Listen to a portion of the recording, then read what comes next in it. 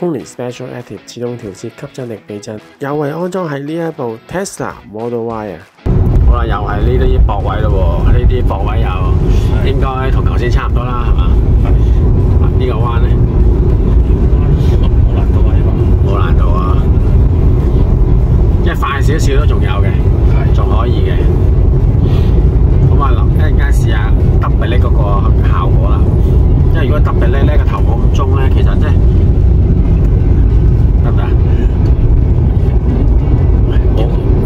冇車可以試下嚇，有冇咩啊？有冇個頭突然間中田啊咁樣，同以前有冇唔同咗？定咗。因為如果係個頭冇咁中咧，其實個剎車距離會短咗嘅。OK， 試完車啦喎，問一問車主先。嗱，整體表現裝咗套避震機同可以改善到呢部車有啲咩唔同咗咧？特別感受係啲碎震就冇乜少咗啦。咁同埋個駁位就一下過，咁唔會好多餘嘅震盪。係。咁轉彎咧定唔定？轉彎好似有軌跡咁樣過咯，行 track 咁樣。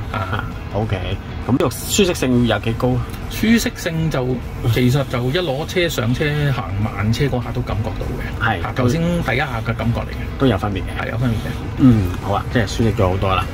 好多謝車主啦，專有Leconi嘅 Special Active 啦。咁如果大家想了解多啲嘅，可以 WhatsApp 俾我哋163409933啦，電話27807943，我哋亞洲汽車材料有限公司。好，唔該晒，好，拜拜。